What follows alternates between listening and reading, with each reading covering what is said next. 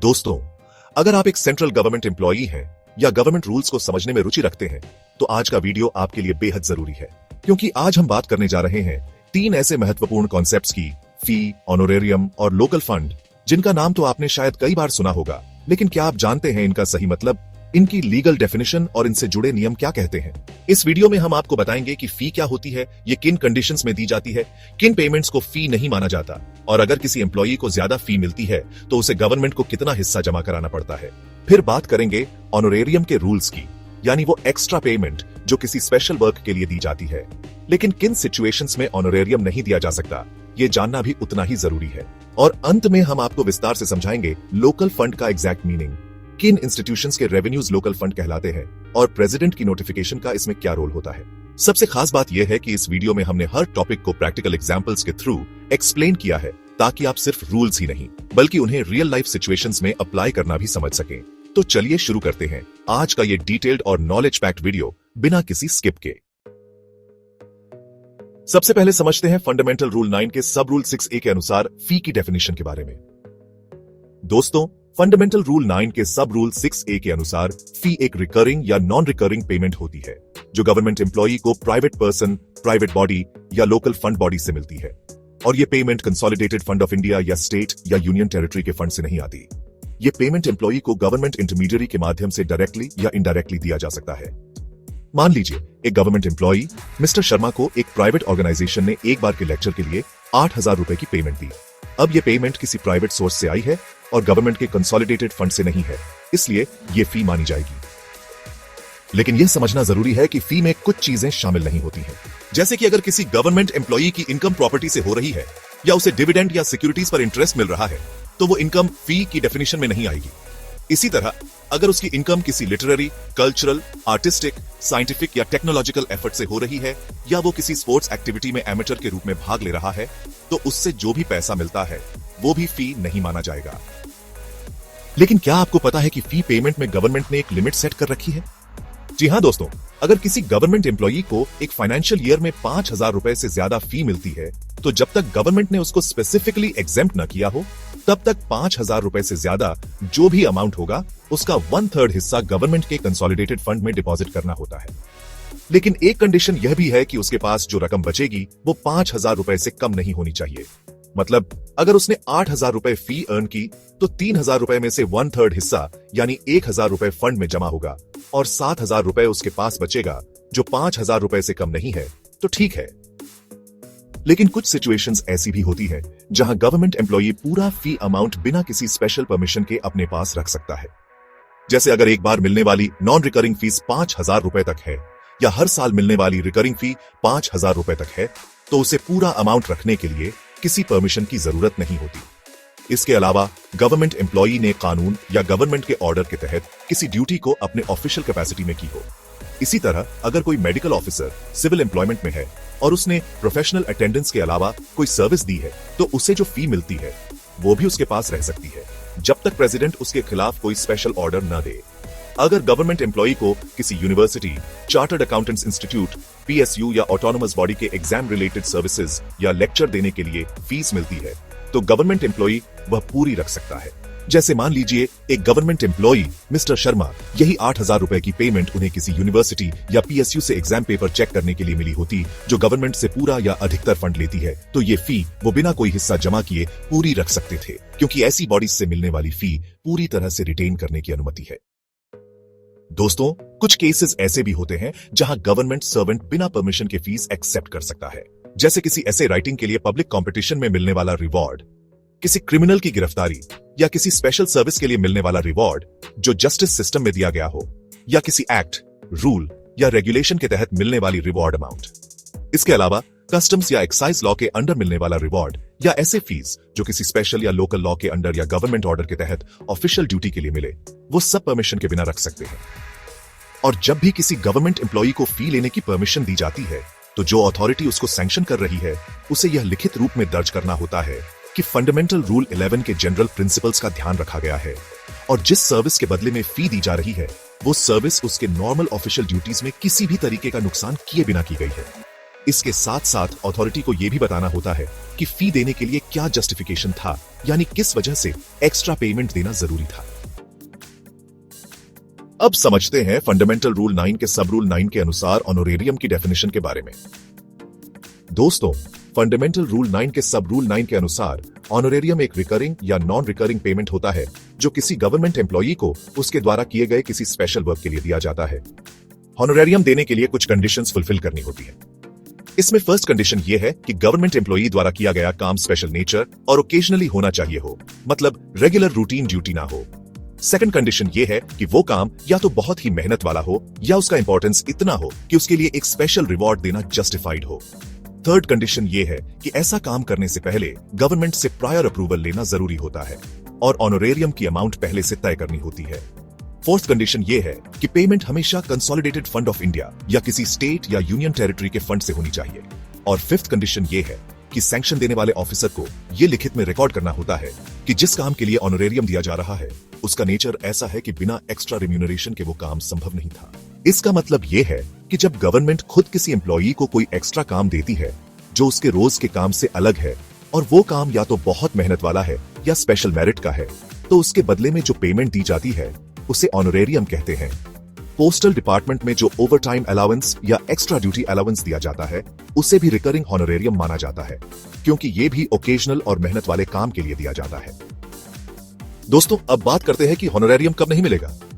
अगर किसी काम का लोड टेम्परेरी बढ़ गया हो और वो इंक्रीज नॉर्मल गवर्नमेंट वर्क का पार्ट हो तो उसके लिए ऑनोरेरियम देना अलाउड नहीं होता, क्योंकि फंडामेंटल रूल 11 के जनरल प्रिंसिपल्स के हिसाब से ये उनकी ड्यूटी का ही एक हिस्सा माना जाता है।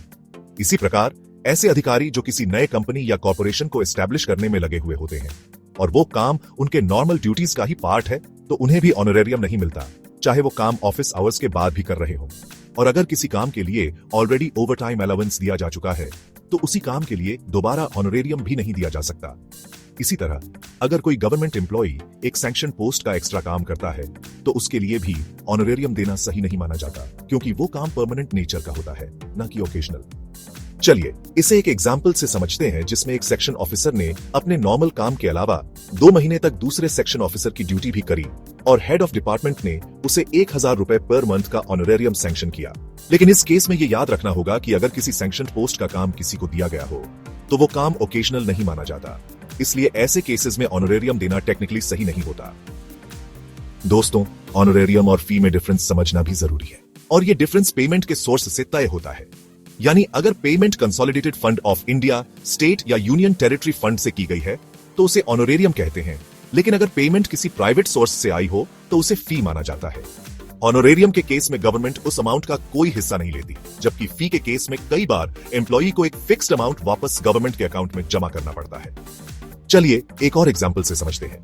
एक सेंट्रल गवर्नमेंट ऑफिसर को असिस्टेंट अकाउंट्स ऑफिसर्स के एग्जाम के आंसर पेपर चेक करने के लिए 6000 रुपए दिए गए थे। ये एग्जाम पोस्टल डायरेक्टरेट के द्वारा कंडक्ट किया गया था। क्योंकि ये पेमेंट गवर्नमेंट के द्वारा और उसके फंड से की गई थी, इसलिए ये ऑनोरेरियम माना गया और ऑफिसर को कुछ भी वापस देने की जरूरत नहीं थी।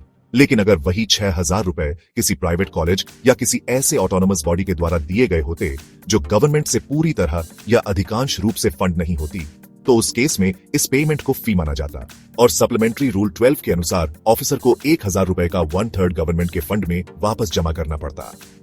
चलिए एक और एग्जाम्पल से समझते हैं। मान लीजिए एक गवर्नमेंट ऑफिसर मिस्टर वर्मा को उनके विभाग ने एक स्पेशल ट्रेनिंग मॉड्यूल तैयार करने की जिम्मेदारी दी, जो उनके रेगुलर काम का हिस्सा नहीं था और ये काम ओकेजनल नेचर का था, यानी ऐसा काम जो रोज रोज नहीं होता। ये काम काफी मेहनत भरा था और टेक्निकल एक्सपर्टीज भी मांगता था। इस काम को करने से पहले डिपार्टमेंट ने उन्हें लिखित रूप से अप्रूव भी कर दिया था और 6000 रुपए की ऑनोरेरियम अमाउंट पहले से ही तय कर दी गई थी। जब मिस्टर वर्मा ने यह काम सक्सेसफुली पूरा कर लिया तो उन्हें 6000 रुपए का honorarium consolidated fund of India से भुगतान किया गया। इस पूरे एग्जाम्पल में ऑनोरेरियम की सारी कंडीशंस पूरी हो गई। काम स्पेशल और ओकेजनल था, मेहनत वाला था, प्रायर गवर्नमेंट अप्रूवल मिला हुआ था, अमाउंट पहले से तय थी और पेमेंट कंसोलिडेटेड फंड से की गई थी। इसलिए ये एक सही और नियमों के अनुसार दिया गया ऑनोरेरियम था और मिस्टर वर्मा को इस पेमेंट का कोई हिस्सा गवर्नमेंट को वापस नहीं करना पड़ा। अब इसी एग्जाम्पल को उलटकर सोचिए, अगर यही 6000 रुपए मिस्टर वर्मा को किसी प्राइवेट कोचिंग इंस्टीट्यूट या ऐसे ऑटोनोमस बॉडी से मिलते जो गवर्नमेंट से पूर्ण या अधिकांश रूप से फंडेड नहीं है, तो फिर इस 6000 रुपए को फी माना जाता। और क्योंकि ये प्राइवेट सोर्स से आया होता तो सप्लीमेंट्री रूल 12 के तहत मिस्टर वर्मा को इस अमाउंट का 1000 रुपए यानी 5000 रुपए से ऊपर वाले 1000 रुपए का 1/3 हिस्सा गवर्नमेंट के कंसोलिडेटेड फंड में वापस जमा करना पड़ता। इस एग्जाम्पल से ये बात क्लियर हो जाती है कि पेमेंट कहां से आ रही है। यही फैक्टर ये तय करता है कि वो पेमेंट ऑनरेरियम कहलाएगी या फी, और किस सिचुएशन में एम्प्लॉई को वो पूरा अमाउंट मिल सकता है या कुछ हिस्सा गवर्नमेंट को लौटाना पड़ता है। अब समझते हैं फंडामेंटल रूल 9 के सब रूल 14 के अनुसार लोकल फंड की डेफिनेशन के बारे में। दोस्तों, फंडामेंटल रूल 9 के सब रूल 14 के अनुसार लोकल फंड का मतलब ऐसे रेवेन्यूज या इकोनॉमिक सोर्सेज है जो कुछ स्पेशल गवर्नमेंट बॉडीज या इंस्टीट्यूशंस के द्वारा मैनेज किया जाता है। ये वो बॉडीज है जो किसी कानून या रूल के तहत गवर्नमेंट के कंट्रोल में आती है, और ये कंट्रोल दो तरीकों से हो सकता है, जिसमें एक तो पूरा वर्किंग सिस्टम गवर्नमेंट के अंडर हो सकता है और दूसरा कंट्रोल सिर्फ कुछ स्पेसिफिक मामलों तक सीमित हो सकता है। अब सवाल आता है कि ये स्पेसिफिक मामले कौन कौन से हैं। पहला और सबसे कॉमन एग्जाम्पल है बजट। अगर किसी संस्था का बजट गवर्नमेंट अप्रूव करती है तो उस संस्था का पैसा लोकल फंड माना जाएगा। वहीं दूसरी ओर अगर किसी संस्था में कोई पोस्ट क्रिएट करनी हो या उस पोस्ट को भरना हो और उसके लिए गवर्नमेंट की परमिशन चाहिए हो, तो इसका मतलब वो संस्था गवर्नमेंट के कंट्रोल में है और उसका रेवेन्यू लोकल फंड के अंदर आता है। लेकिन बात सिर्फ बजट या पोस्ट तक नहीं रुकती। अगर किसी संस्था में लीव रूल्स, पेंशन रूल्स या इस तरह के अदर रूल्स बनाने के लिए भी गवर्नमेंट की अप्रूवल जरूरी है, तो वो संस्था भी लोकल फंड की कैटेगरी में आती है। अब एक और इम्पोर्टेंट पॉइंट समझते हैं। मान लीजिए अगर कोई संस्था ऐसी है जिसे प्रेसिडेंट ने सीधे सीधे नोटिफाई कर दिया हो कि उसका पैसा लोकल फंड के रूप में माना जाएगा, तो फिर चाहे बाकी कोई और कंडीशन पूरी हो या न हो, उस संस्था का पैसा सीधे लोकल फंड में गिना जाएगा। मान लीजिए एक सरकारी संस्था है, नगर निर्माण परिषद। ये संस्था शहर के विकास और साफ सफाई जैसे काम करती है। अब इस परिषद का पूरा एनुअल बजट सरकार के पास भेजा जाता है और वही गवर्नमेंट उस बजट को सैंक्शन भी करती है। इसके अलावा अगर इस परिषद को कोई नई पोस्ट जैसे जूनियर इंजीनियर बनानी हो या उसे भरना हो, तो इसके लिए भी उन्हें गवर्नमेंट से मंजूरी लेनी पड़ती है। यही नहीं, इस परिषद में काम करने वाले कर्मचारियों के लीव रूल्स और पेंशन रूल्स भी तभी लागू होते हैं जब गवर्नमेंट उनकी मंजूरी देती है। अब इन सारी बातों से ये साफ हो गया कि नगर निर्माण परिषद का कामकाज सीधे सीधे गवर्नमेंट के कंट्रोल में है, चाहे वो बजट सैंक्शन करना हो, पोस्ट्स क्रिएट करना हो या रूल्स बनाना हो। इसलिए इस परिषद के पास जो भी रेवेन्यू आता है, जैसे लोकल टैक्सेस, सर्विस चार्जेस या अन्य इनकम, वो सब लोकल फंड के अंदर ही गिना जाएगा, जैसा कि फंडामेंटल रूल 9 के सब रूल 14 में डिफाइन किया गया है। और मान लीजिए कोई दूसरी संस्था है, रूरल वेलफेयर सोसाइटी, जिसे सरकार का रूटीन कंट्रोल नहीं है, लेकिन प्रेसिडेंट ऑफ इंडिया ने एक स्पेशल नोटिफिकेशन जारी करके इसे लोकल फंड घोषित कर दिया है। अब भले ही सरकार उसका बजट पास न करती हो या उसके इंटरनल रूल्स में डायरेक्टली इंटरफेयर न करती हो, फिर भी उस संस्था का पैसा लोकल फंड माना जाएगा, सिर्फ इसलिए क्योंकि उसे प्रेसिडेंट द्वारा स्पेसिफिकली नोटिफाई किया गया है। तो इस एग्जाम्पल से ये बात क्रिस्टल क्लियर हो जाती है कि लोकल फंड उसी पैसे को कहते हैं जो उन संस्थाओं के पास होता है जो सरकार के कंट्रोल में होती है, चाहे सरकार का कंट्रोल उनके पूरे काम पर हो या सिर्फ उनके बजट, पोस्ट, लीव या पेंशन जैसे कुछ खास मामलों तक ही सीमित हो। इसके अलावा अगर कोई संस्था ऐसी है जिसे प्रेसिडेंट ने साफ तौर पर लोकल फंड घोषित कर दिया हो, तो उसका पैसा भी लोकल फंड में ही माना जाता है। इसलिए साफ है कि लोकल फंड का मतलब पूरी तरह से तय है और ये दो बातों पर निर्भर करता है। पहला, सरकार का कंट्रोल, और दूसरा, प्रेसिडेंट की स्पेशल नोटिफिकेशन।